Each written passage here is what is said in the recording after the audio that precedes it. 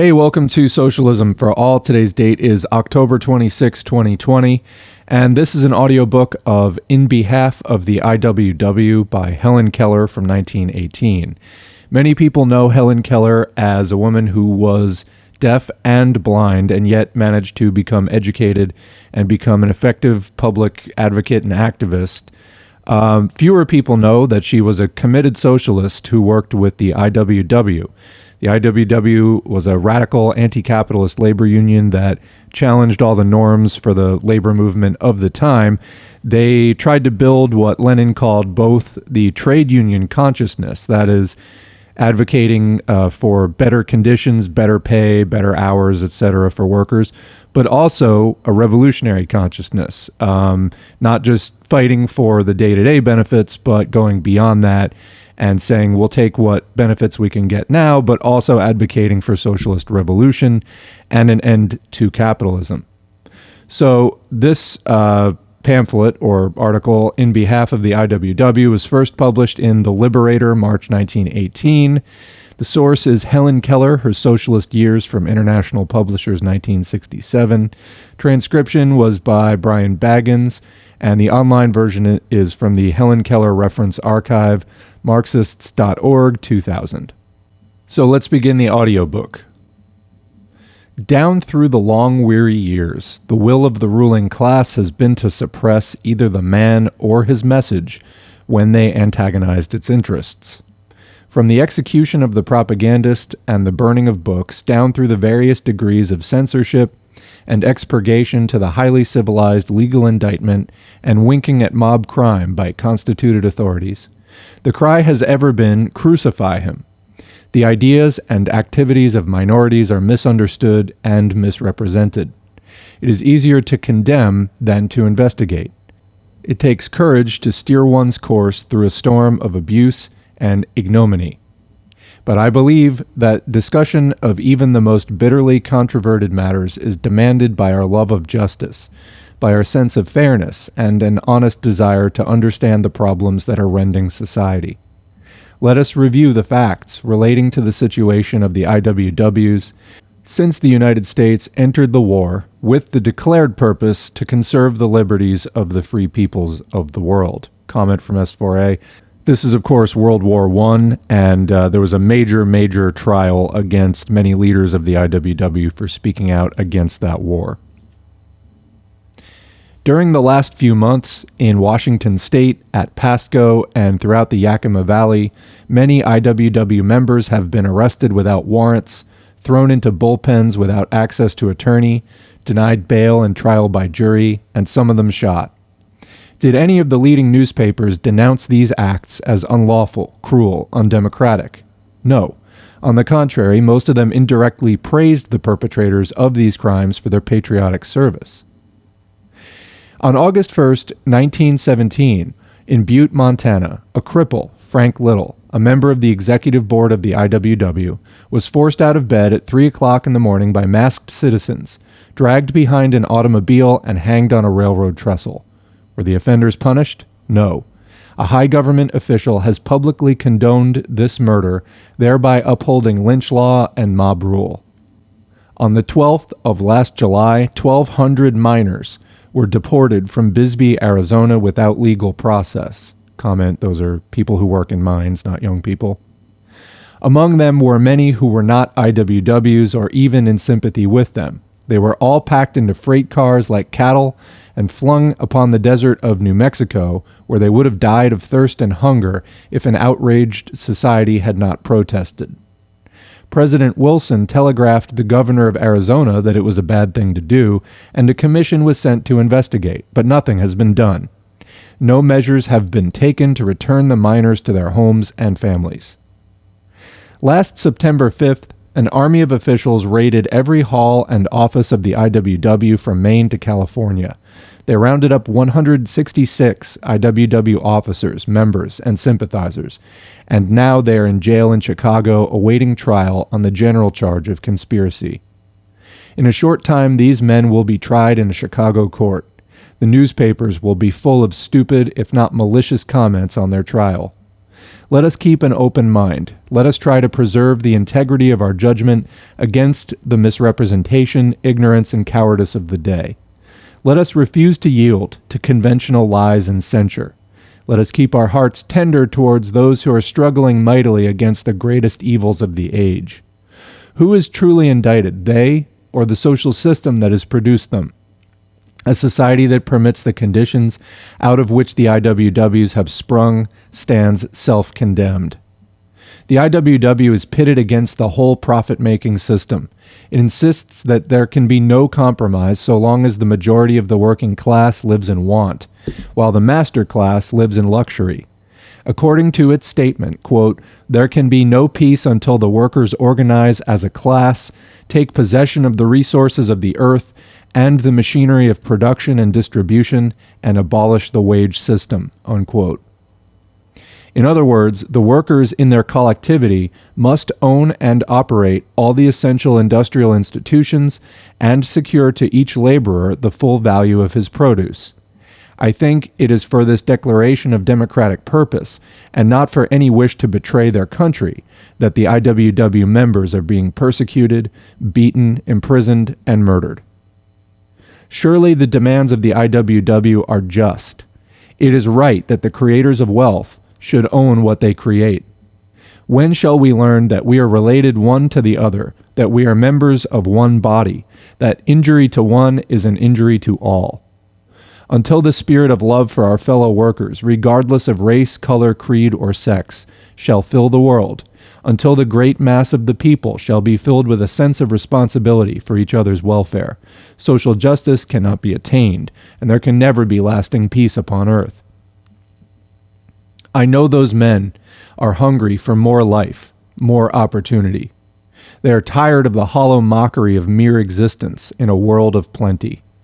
I am glad of every effort that the working men made to organize. I realize that all things will never be better until they are organized, until they stand all together like one man. That is my hope of world democracy. Despite their errors, their blunders, and the ignominy heaped upon them, I sympathize with the IWWs. Their cause is my cause. While they are threatened and imprisoned, I am manacled. If they are denied a living wage, I too am defrauded. While they are industrial slaves, I cannot be free. My hunger is not satisfied while they are unfed. I cannot enjoy the good things of life that come to me while they are hindered and neglected. The mighty mass movement of which they are a part is discernible all over the world. Under the fire of the great guns, the workers of all lands, becoming conscious of their class, are preparing to take possession of their own. That long struggle in which they have successively won freedom of body from slavery and serfdom, freedom of mind from ecclesiastical despotism, and more recently a voice in government, has arrived at a new stage. The workers are still far from being in possession of themselves or their labor. They do not own and control the tools and materials which they must use in order to live, nor do they receive anything like the full value of what they produce. Working men everywhere are becoming aware that they are being exploited for the benefit of others, and that they cannot be truly free unless they own themselves and their labor. The achievement of such economic freedom stands in prospect, and at no distant date as the revolutionary climax of the age. And that's the end of the audiobook.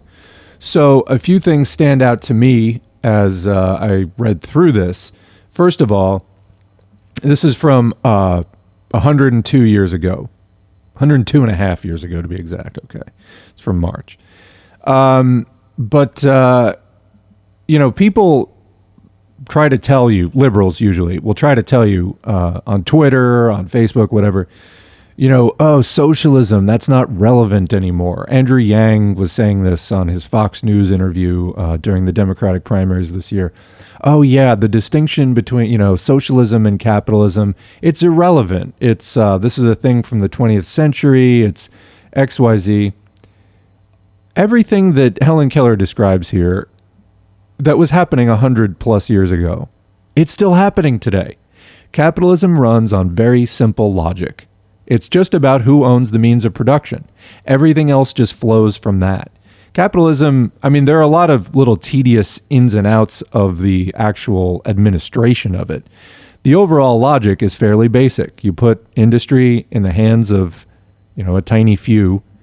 They use that industry to gain more capital, more wealth, and they keep everybody else working for them and unable to amass any capital of their own. That's the system.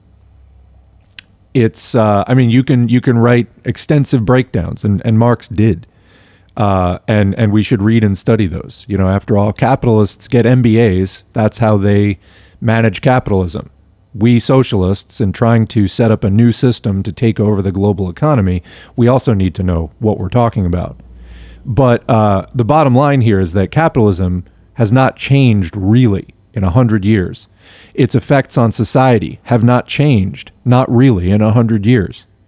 Because it's basically simple logic. Some of the technology has changed, but the principles of how the wealth flows, who owns industry, rent is still rent. Interest on loans is still interest on loans. Retail capitalism, selling things at a markup. Industrial capitalism, which is taking surplus value from workers at the point of production.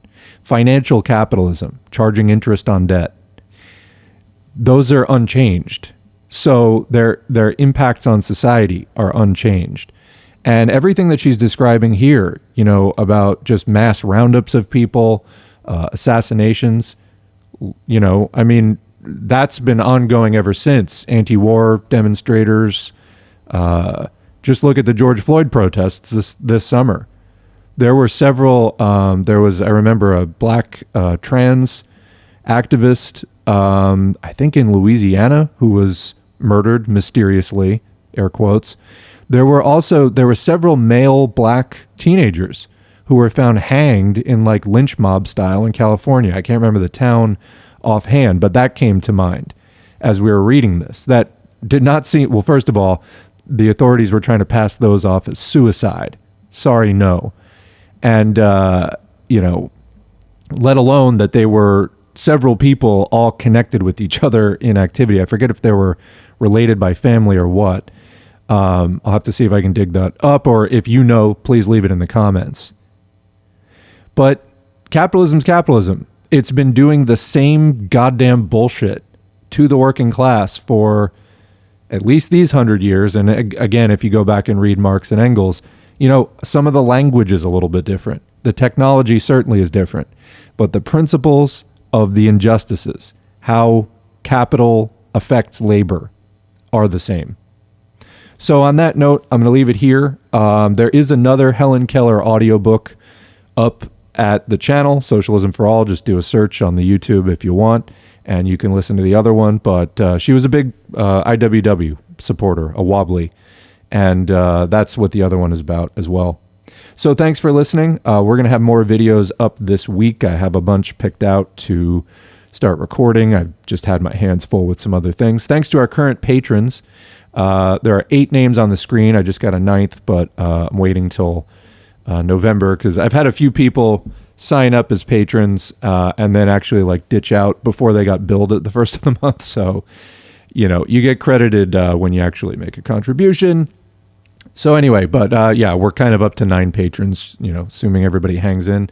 So that's great. Every contribution is appreciated. Of course, the more actual money I get, the more time I can spend on this, and I do really want to do that. So if you can afford $2 a month, I appreciate it, or more, I appreciate that as well. But if you can't, I understand. I don't have a lot of money right now either. Definitely, if you can share the videos, just spread it to your Discord, Facebook groups. I was using Facebook as a major way of spreading S4A, and Facebook ended my ability as S4A to comment in groups. So it's up to you. Fortunately, the YouTube is about at 900 subs, which is great. So I think we're just going to keep growing. All right. Thanks for listening, and we'll catch you in the next video.